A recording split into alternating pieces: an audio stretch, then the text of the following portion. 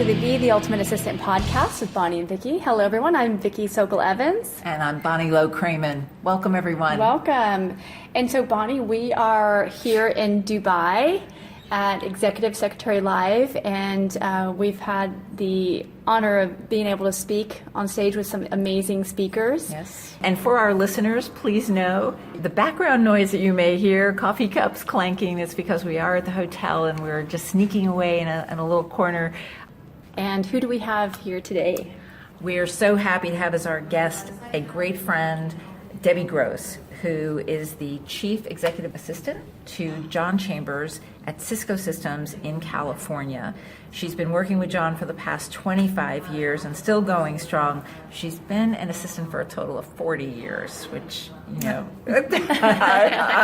You started when you were just 10. That's it. Yeah. We've had the pleasure of being on the same stage with Debbie at conferences all over the world, and here we are in Dubai, which is so exciting. You've been a guest at our Be the Ultimate Assistant workshop when we were in California. So it's such a pleasure to be here with you again. Welcome, Debbie. Well, thank you so much, Bonnie and Vicki. It's an honor to be asked to do this, and it's my first podcast. So I'm kind of excited and nervous at the same time. Oh, so now you're breaking the ice and you'll do more. You began with John Chambers, who became the CEO of Cisco, but he didn't begin when he was CEO yet, but you grew together at Cisco, it seems to me. You were hired over 17 other candidates at Cisco, so we'd love to hear you talk about that. I was in the market for a new role, and I applied in a number of companies via newspaper before the internet was even a name. And 5 weeks after sending out my resume to this company called Cisco, which I liked the name, and he was... You like the name? I really love the name. Yeah, and it was for the SVP of Worldwide Sales. And 5 weeks after sending my resume out, I got a call from a recruiter, and I came in, and I was really good at interviewing, and I think he said, wow. He called me back and said, we'd like you to come in and meet the CEO's EA at that time. And then I got to meet John. So it was an amazing interview. Probably lasted, of course, John was late. I had to wait for a while, which is typical of John, but it took about 2 hours. And throughout the conversation, he asked really good questions. One of the questions he asked me was, so if I hired you, how could I motivate you? And I said, money. That's exactly it. And then, of course, I laughed and said, well, actually, being shown appreciation and recognition would help a lot. So I lived about 45 minutes away, and when I left that interview and I drove home, the minute I walked in the door, my husband said, well, by the way, there's a guy by the name of John that just called. And I go, really? And he made me an offer that night, right when I got home. And I think what happened was a couple things. Chemistry was really, really good. He liked my open style, and he saw in me what apparently he didn't see in some of the other people that had come across in the interviews. He was really looking for someone who had more than just the I can type and I can answer phones. He was looking for someone who had more of a business savvy attitude, someone that would mirror him and be a lot like him in the day-to-day. So yeah, 17 candidates later, I am the lucky one. I was excited. I have to ask you, did you negotiate the package? I did not negotiate. I was, can I tell you how much I was offered? Yeah, 25, 30 years ago. If you want to share it, we'd love to hear okay. it. I wouldn't have dared ask that question. I know. Well, thinking about 30 years ago, I was making $24,000 a year. He offered me $36,000 a year, and I said yes. Yeah, because there was an increce. It was a big increase, and I didn't feel like I needed to negotiate. I liked him. I liked the whole idea of the company. 45-minute drive, it didn't matter. I think the chemistry and everything was good, so yes. I did not negotiate. Well, that's an issue that we see with assistants all over the world, is the need for negotiation. Especially now. Especially now, since the role has expanded, which, my goodness, you've seen, I've seen. So, your title is CEA, Chief Executive Assistant. How did that come about? Well, I gave myself that title. How long ago? Oh, well, I was in the role with John for about a year and a half, almost 2, and realized, there wasn't anyone playing at the level I was playing at as far as supporting a CEO. And I felt that because of the responsibilities that I had for the organization and to support a CEO, that I needed to change that title. That I was different from the crowd. And candidly, John said, loved it. Didn't come with a raise, but I could certainly call myself the CEA. And there you go. I'm CEA. I like that title. It really explains it. I think any EA to the CEO of a company is the CEA. And there's more and more of my peers that are actually giving themselves that titles now. Yeah. Yeah, That's a trend we're seeing all over the world, is that assistants are seeing that there's a real confusion over the kind of titles that exist in any given company. And so they're taking it upon themselves to come up with a plan, to come up with a proposal of what would be better. Another example of what they know better about. So Debbie, in your career, my goodness, there must be so many highlights. Can you tell our listeners and us about one or two really great highlights of your career? I think the greatest highlight of my career came this last year in May, when I won the Colleen Barrett Award for the Silicon Valley Admin Award program.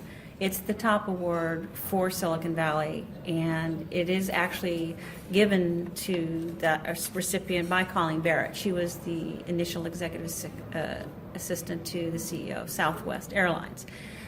Since has grown into her own as far as an executive role, but John actually wrote the nomination for me. Aww. And it was all based on not how many people voted for you, but the depth and breadth of the nomination.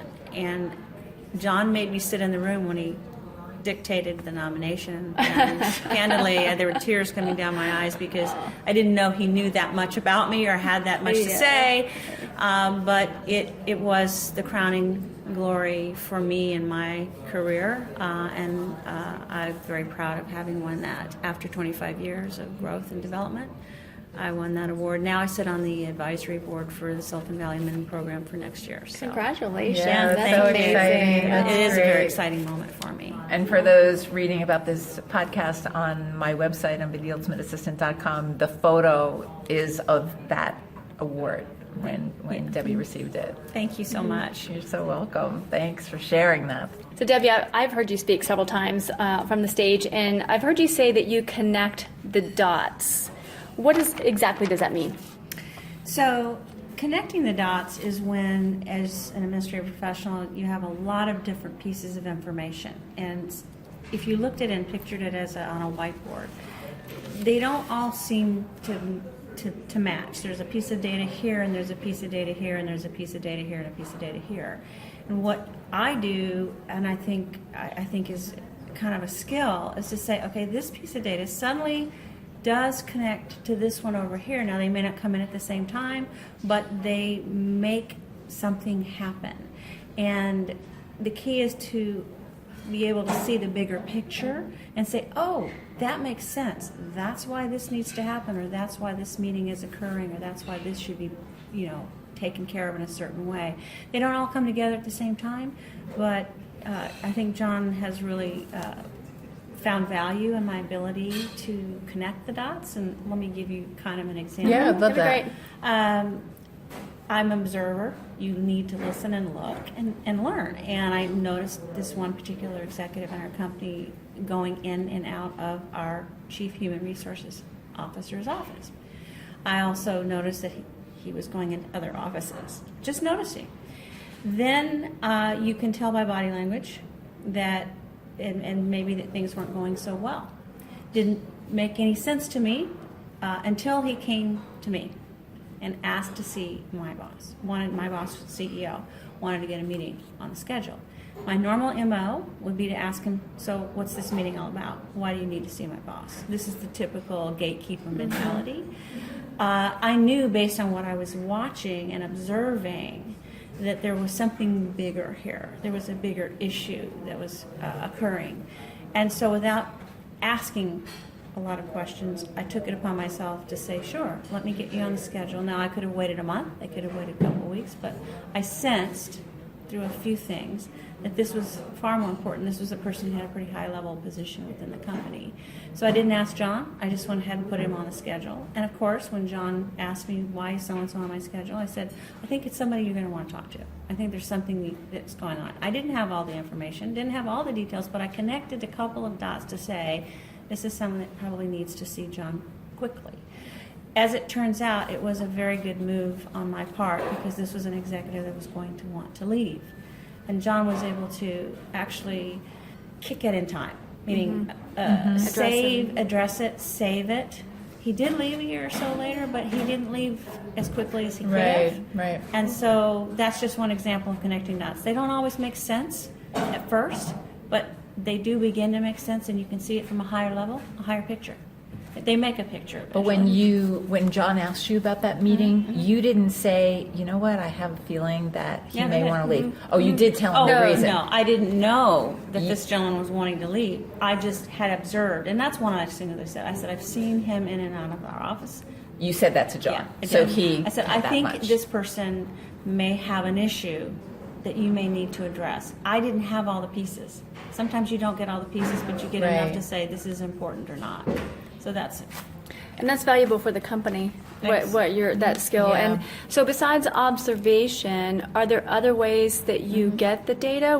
How do you, because you talked about obviously it's a metaphorical whiteboard, Right. but what other places do you collect data, and do you actively go out and seek it? Like some people go and look at their industry trade magazines and just kind of watch what the markets are doing or what the industry is doing. Right. What other areas do you have? Listening is a huge, amazing skill. Listening to the scuttlebutt or listening to what people are saying. I read John's emails. I learn a lot about what's coming in because he's given me the ability to read his emails or listen to his voicemails. I know. And can I ask you about that? Because some executives don't want their assistant. What would you say to them about allowing their assistant to monitor their emails or help? You know, I get that question a lot with administrators who say, well, he won't give me his email or he won't give me his voicemail. And my thinking in this is, how is it valued to them? You have to show the value to the executive you support. By sharing with them, I can deflect. How much time do you really want to spend on emails when you could be spending it in that next staff meeting? I can deflect. I can learn your business, which means I can help you prioritize. So I think for administrators who are facing that issue is they have to be able to show what's in it for the executive, not for them. And of course you have to build trust. Trust takes a long time. And so one of the things I suggest too is give me 2 weeks. Just give me 2 weeks, and if it doesn't prove of value to you, we'll stop it. But I think I can actually help you. I have a story. There was an executive that I knew really well from Cisco. We're in an airport, getting ready to leave. I asked him this question. I said, do you do your own emails? He goes, oh, yes. I wouldn't give it to my administrative assistant. She's too busy. I said, oh, okay. Why would you not, other than he's too busy? Then I asked him a question that he didn't know I was going to ask. I said, you have 2 little kids at home, right? He goes, I do. I said, so when you get home, what's the first thing you do once you get home? He says, well, I go right in and clean up my emails, and then I go, play with my children. I said, so what if you didn't have to do your emails as soon as you got home? What if that was already done for you? And it's like a light bulb went off. He said, I'd never thought about it that way. I just thought it was too much work for her. So he didn't see the value, and that's a real simple value. You can spend more time executives spend more time doing what they should be doing, as opposed to what we should be doing, which is flying cover and making sure that everything that's going on around them is running smoothly. So that's how I've... Right. This is one of many examples of how assistants often know better than their managers about what could be done. It's about letting go. They need to let go. Yeah. So Well, combined with the fact that most managers have never been ever taught or instructed how to fully utilize an assistant. Would that be right? That's absolutely right. That's certainly what we're hearing all over the world. So it's kind of like, well, how do you know if you're not taught? So it is an education process, and how great that you're empowering assistants to take that initiative with their managers. Do you have any other areas where you collect data? Because I definitely do read research. Okay. John's right now very much into startup environments and the technologies as a startup environments. And so if I read an interesting article about a startup, let's say artificial intelligence right now is huge, Yep. then I'll point it out to John. This is a startup. And what I do look at when I look at startups, for example, is who's funding them. Venture capital. Does John have relationships with specific venture capitals? And then that's another way of connecting the dots. For example, he's very tied to several venture capitalists in the Silicon Valley. So if it's a startup that's being funded by a couple of those venture capitalists, I said, okay, here's a company that looks like it's really a hot company. Here's the VC firms that are backing it up. John knows both. I'll make a suggestion. Would you be interested in meeting that particular customer? In fact, I got a brownie point because he said, yes, I do want to meet that customer. And I was like, for the first time, I actually convinced him that this might be a good idea. Yeah. And I went above and beyond what a normal administrative assistant would do. I started looking at things that are interest of him, for him, right? So did anything go past that? No, but he appreciated the fact that I looked at it, gave it to him. He met the guy, thought it was great. And that's what he wanted from me. Being proactive, that's so proactive. important. So I have one more question for you. Well, I've got several questions for you, but on that. So it sounds like you truly are a strategic business partner with John, and we're seeing that more and more, that the EAs are functioning as strategic business partners to the executives. When did that happen for you and John? Was there a pivotal moment, or did it happen over time? Tell us about that. Pivotal moment. I can definitely remember it. I had been working for John probably a little under a year when he became CEO, and thought, wow, I want to do more than just sit here and do the calendar and answer phones, right? So I went in and had a meeting with John, and I said, hey, John, what if I could sit in on your meetings, take notes, travel with you, and just be your eyes and ears on the road? And he kind of looked at me and said, look, he says, what I really need from you is to be front and center at the desk, keeping your fingers on the pulse, keeping an eye on what's going on in my business when I am traveling and when I am in these meetings. That's what's invaluable to me. I want you to be able to be my eyes and ears and the liaison to the company and keep a finger on the pulse. So if I wasn't happy in doing that he would find me a role, which was, no, that's not what I meant. That's not what I meant at all. So I went back to my desk kind of thinking, what do I need to do to make myself feel more involved? And that's when I realized I had to think within the framework of my job. That as an executive assistant, what could I do as an executive assistant and give him what he needed, but expand my role?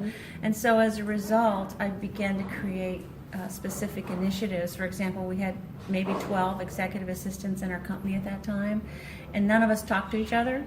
So I created the first executive assistant roundtable, where we began to discuss issues that were going on with the business, initiatives that we thought we could focus on to help the business, and that just sort of allowed me to branch out in a different direction and still be a viable liaison for John. Plus, I could tell him what was going on with the company because I was connected to the other EAs now, and they loved it. We were quite successful with that first initiative, and I think that's the beginning of changing my role beyond just the day-to-day routine support.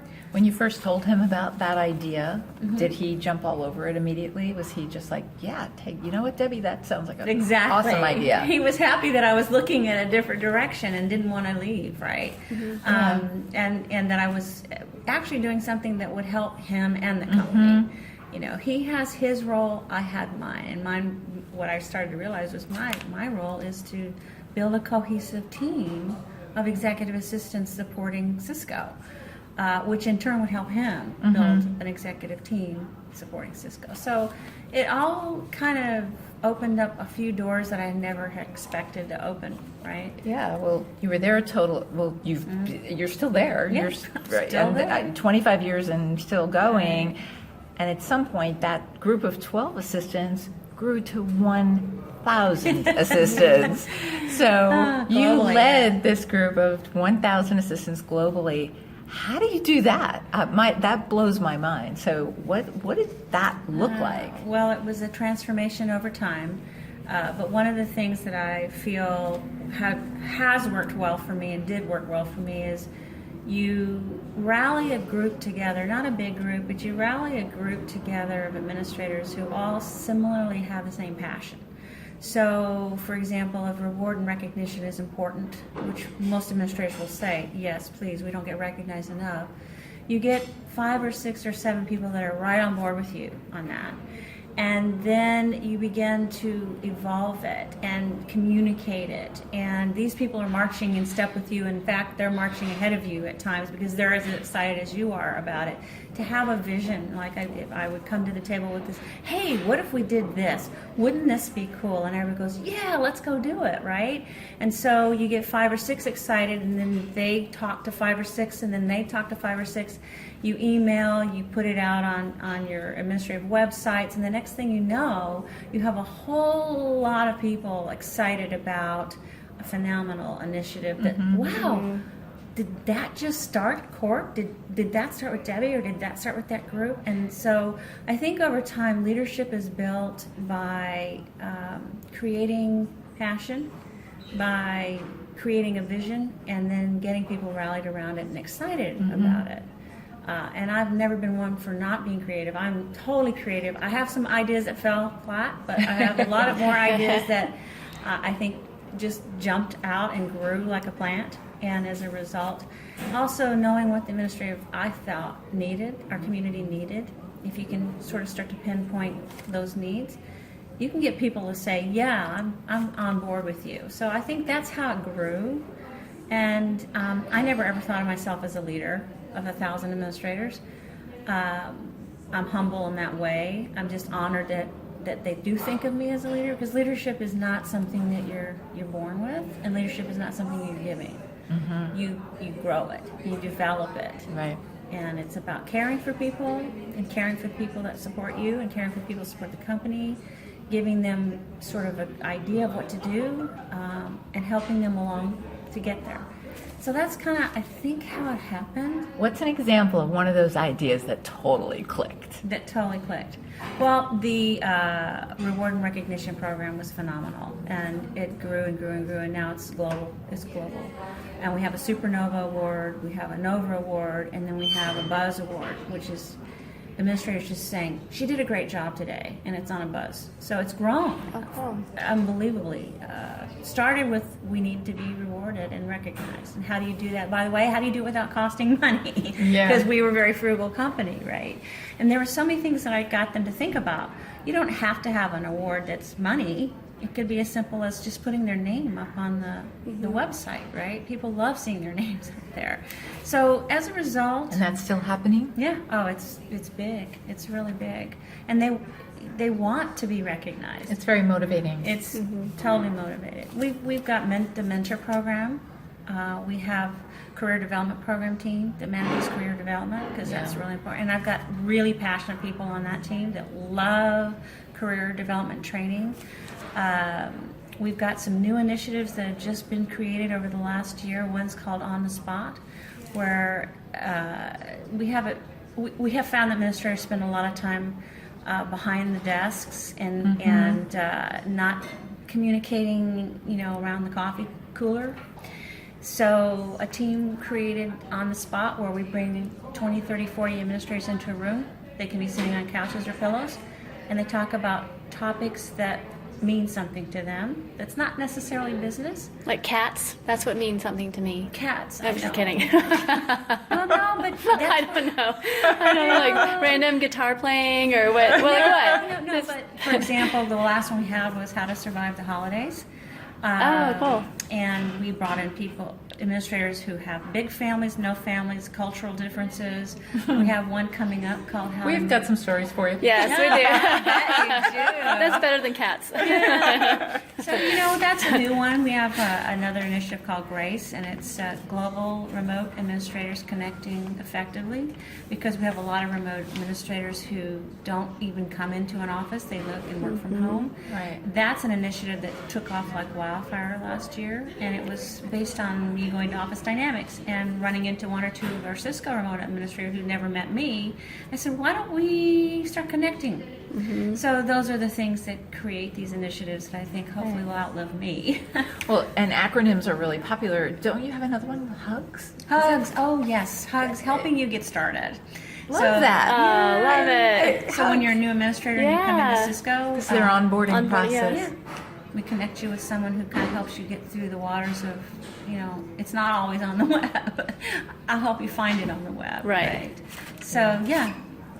So it sounds to me, Debbie, that over your 25 years at Cisco so far, the initiatives that you've taken on to bring the team together have been very much about humanity and about the personal touches to make people feel like individuals. What are you making about having this be juxtaposed with all the proliferation of technology that we've got going? You've got baby boomers working alongside millennials, and like how is that all? As you look ahead towards the next 10 years, where do you see all this working together to help build a productive team? Well, there's a couple of technologies we're working on with Cisco that help us and are allowing us to be collaborative. One is one of our own technologies called Spark, which is using collaborative workspace environments for people to have conversation. It's a new technology that Cisco's focused on. It's a collaborative environment. So we're kind of trying to cross the bridge between technology and communication and networking, because you have to have them. I think to be successful, you have to be able to do all of them together. I'm learning just like anybody else on how to use some of these technologies. It still comes down to people skills, though. It still comes down to building relationships, whether it's in a Spark room or in an on-the-spot, sitting around the room pillow talk, or just in person. It's important. I think bottom line, relationships are important. I think relationships are what we should be doing as administrative professionals. It's all about the relationships, whether, again, you're using a technology to connect with people or not, right? What's your advice for people who want to just use technology as a form of communication or collaboration, with the various work styles? Do you have any advice for the different Yeah, I do. groups? I really love technology, and I think that it helps a lot in terms of getting things done and make us productive. But I think everybody communicates and connects differently. Some are going to be completely, text me. If you need me, just text me. Some are going to say, can we just talk? Some are going to say, leave me a message on my phone. Some are going to want face-to-face. But as an administrative professional, I really believe no matter where you are, whether you're a young millennial getting into this role or you've been in it for a long time, you need to communicate on every platform. And learning how to do that is really important. If you don't, you're cutting off one person or another person that could be invaluable to the role that you play to your executives. If you want to be a strategic business partner, you have to be a chameleon. You have to know how to use everything to get to that person. I noticed that. So for me, I don't like voicemail because I have to dial into it and I have to go listen to a few messages before I get to it. So yeah, people you've trained know me. I don't leave you voicemails anymore. People know. I've noticed you've called. I'll call you back. Just text me what you want. Yeah. Do you find that? I mean, are they? Do you have ways of communicating what your preferred communication style is, or? We can't assume. We can't assume if they're 25 they want to be texted or they want to be instant message or. I think you do have to tell people your preferred method. Yes, I do agree with that. And some people are going to make a mistake until they learn that. I have one individual that used to be my partner supporting me and John who you cannot reach the standard tools. I've learned that, and so now I try to reach her that way. But I learned it because she didn't respond after like a week. I was like, what's going on? So I call her up. I got her on the phone, her cell phone, and she said, "Oh well, I don't use the voicemail tool. I only am Spark or text me." So I lectured her a little bit about, well, what if it's an executive who doesn't know that you do it that way? But now I know. how to reach her. If Right. I need her right away, I know the best way to get to it. So I think we have to learn by trial and error. And if somebody doesn't respond to you in 24 hours, or sometimes 2 weeks, you go, something went wrong here. You didn't have an absentee greeting on your phone, or you didn't have an absentee greeting in your email, and I haven't heard back from you. You've really got to dig into where the misfire is, because it's all about communicating in our roles. Yeah, and Bonnie, during our B2A workshops, you talk about communication. Like, if someone doesn't respond, something happened. So just call them back. What do you have, a 3 strikes rule? So Right. I think we're all inundated with emails. My goodness, 100, 200, 300 a day, and people have different preferred methods of communication. I have this 3 strike rule. If you don't get an answer to your voicemail or your email the first time, try something else. Like, let's try another channel. And worst case, you walk down the hall or you go to their office. There's so many different ways to reach people, but I think one of the things you're referring to is in the workshop, let our default not be to take offense. Right. Not be Right. to Like, oh, they say, haven't called me back yet. to take it personally, Which is because what we're also inundated. Assistants, we're seeing it all around the world, that assistants are drowning in work, and they're running so fast. So, it's not that they intend to get back to everybody within 24 hours, but it doesn't always work that way.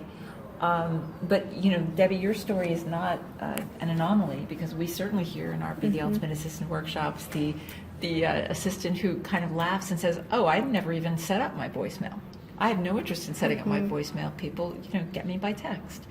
But that's not the right way either. Right. No. You want to be We accessible. have to bridge that gap. Or Put that, on your voicemail. Best way to reach me is text. Yes. Or I'm not listening to voicemail. Reach me by text, because people aren't going to know it automatically that that's your preferred Right. method. But I mean, Right.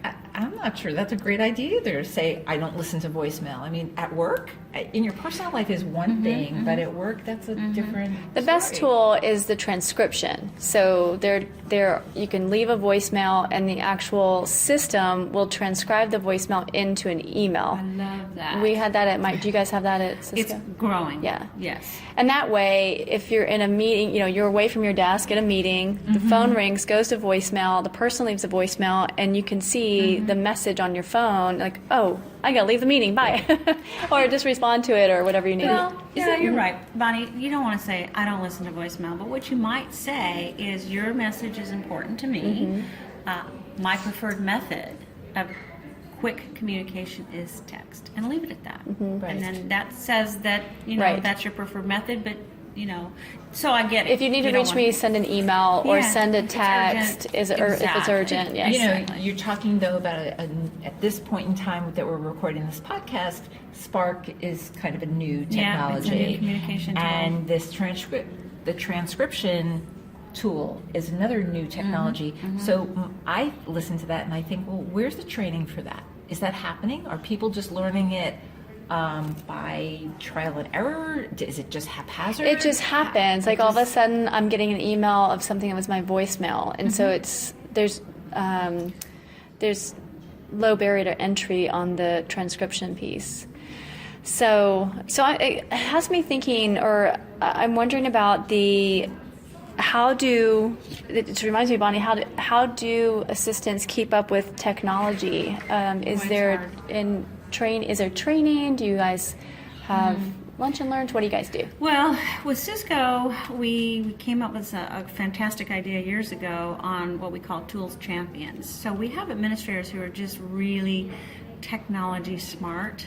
They love technology. They embrace every aspect of it. And as a result, we ask them to teach other administrators on the technology themselves. That's so brilliant. Yeah, and it gives them the opportunity to kind of grow and develop themselves. And we have administrators who love being taught by other administrators, and so It makes it relevant. Yeah, It makes exactly. because they're only going to teach what's important for the role. Exactly. So that's been a huge successful platform for us. With Cisco, and I'm not sure about every company, but with Cisco, it can be sink or swim once you come into our company. If you don't get up to speed quickly on even our standard platforms and learning those standard platforms. I certainly do not know every technology that we have in Cisco. I am not the technology guru. I rely, by the way, on the technology savvy executive assistants and administrative assistants, I ask them questions like, how does this work, or do you know about this? And they love telling you exactly how it works. And I'm a hands-on person. So, for example, one of the coolest apps ever that we now have in our company is Smart Sheets. Oh, I love Smart Sheets. I love it too. Tell everybody what Smart Sheets is. And I'm converting dashboards that we used on spreadsheets, Excel, now into Smart Sheets. But I told the team that said, "Oh, let's train you." I said, "Don't train me, let me do it." And then I get in there, and then I start seeing, oh, what does that do? And what does that do? And wow, that's so cool. I can add an attachment. I can remind somebody because I'm playing with a tool. By the way, Smart Sheets is very intuitive compared to some of the other tools that are out there. And tell everybody what Smart Sheets is. Smart Sheets is, what is Smart Sheets? Okay. Well, I'm it's telling you. You tell them what Smart Sheets no, is. I mean, I want to know I how think you this is use a it. new- Like, it's a new so you said application. dashboards, but some It's businesses a may not project be. management tool. Yeah. It's a way to measure milestones. It's a way to keep track of all your projects and dates and times. And I am certainly still a novice at it, but I'm excited about it. I'm not afraid of it anymore. Good, See, I good. think that's part of the thing, is to be afraid of a technology.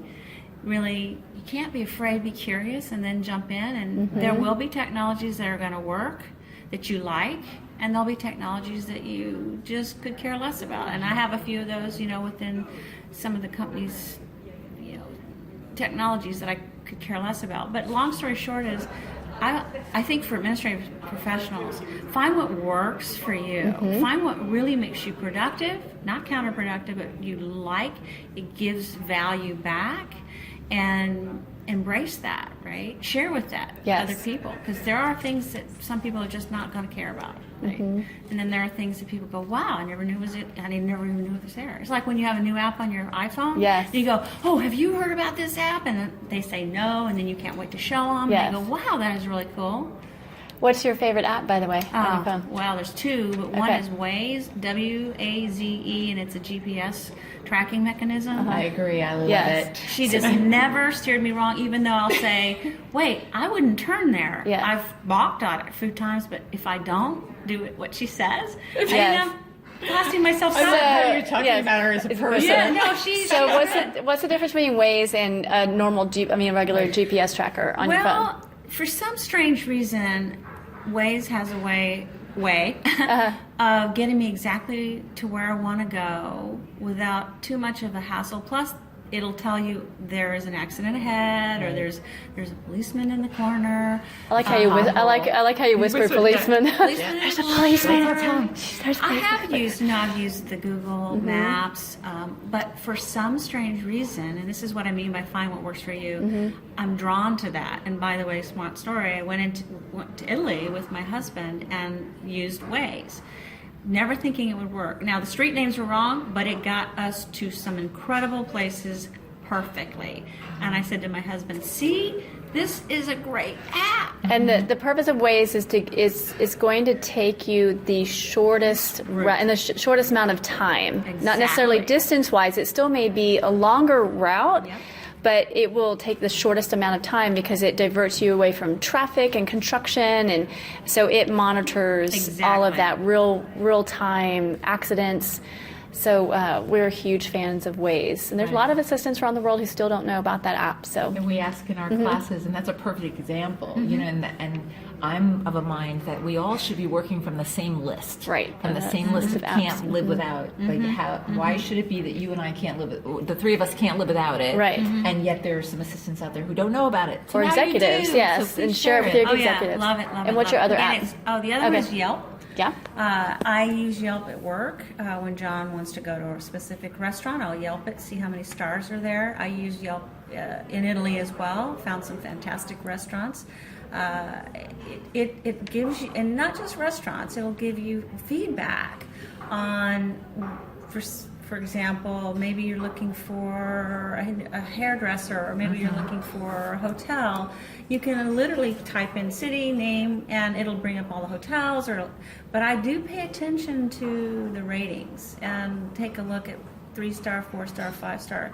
And so it just has become sort of my go-to. I don't even use Yellow Pages anymore. I just Yelp it. I just love Yelp. Oh, cool. Good. That's awesome. And we'll be sure to include all the links to Smartsheet and all the things that we've been talking about in the. And Debbie, if, as our listeners have been hearing you talk about the mentoring program at Cisco and the Hugs program, are you willing to be a contact for that kind of information? Absolutely. Yeah. I am a big believer in sharing information, allowing people to test drive it wherever they are with their companies. It's a nucleus. You start a nucleus and you can create the same programs. Benchmarking is a fantastic way of a company or someone deciding, well, how did you do it? Yeah, absolutely. Simply reach out to me. Are you open to LinkedIn connections? Yes, I candidly will have to tell you that I am not a social media guru, nor do I use social media as much as I'm going to in the next year or so. People do reach out to me via LinkedIn. The easiest way, though, to reach me is via my email, which is gross, GROSS, @cisco.com. You'll get me much quicker. Remember, preferred method of communication. We're practicing what you're preaching here. Perfect. Exactly. Yep. So, Debbie, it's a tradition for us to ask these next two-part question. If you're in a room full of assistants and you can give them one piece of advice, what would that be? I think that advice would be, don't be afraid to take a risk in doing something different or in asking a question. I think a lot of administrators feel like they don't and shouldn't ask. We're talking a lot about the things that you'd want your executive to give you. Ask for it. And don't be afraid to ask for it. You might not get it the first time, you might not get it the second time, but never give up. And I think the fear of not taking a risk keeps you where you are. If I didn't take risks, I wouldn't be where I am today. That's so true.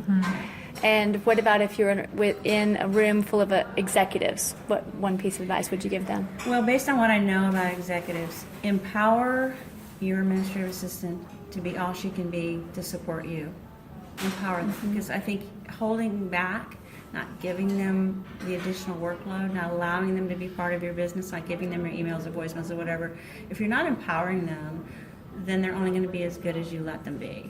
And John, when I first took over working for John, the very first day I walked into his office, he said, "See that briefcase on the back?" I said, "Yeah." He goes, "Anything and everything in that's yours. I have nothing to hide from you." That's great. And so he totally empowered me from day one to run his life. If a manager doesn't do that, then again, they're not helping themselves. Right. And the administrator can't grow and develop and be that business partner that she needs to be. So don't be afraid to ask. Take that risk and ask. But on the other hand, a manager should say, "Let's give this a try. I'm going to let you do that." Right. Right. And, that's testament to your attitude over 25 years, because my goodness, you've seen a lot of learning curves and you've taken risks and the job changes over that time, but you've been fearless about the peaks and the valleys as the relationship grows and changes, because none of us stand still in that time. What also is part of our tradition is to ask our guests your favorite quote. Do you have one, Deb? I do, from a very infamous comedian, but a wonderful person in general, Whoopi Goldberg. And I use this especially in leadership. But in general, she says, "We're here for a reason," and I believe a bit of the reason is to throw little torches out to lead people through. So we are here to help others get through it and get beyond it. And that's what I feel I've done in my 25 years at Cisco, has helped others recognize their potential and recognize that, hey, I can be more than I am. And so that's the quote that I would love to share. Love that. I love it too. Yeah. And it's so apropos because your session at Executive Secretary Live is having a sense of humor. So it's great that you have a comedian as your coach today. Yeah. Good.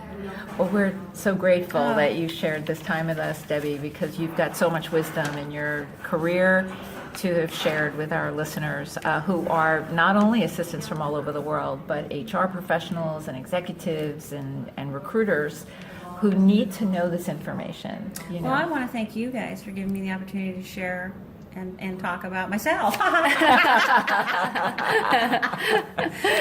Wonderful. Well, this concludes today's episode. We'd love your feedback, topic ideas, and questions. Visit the podcast page at betheultimateassistant.com.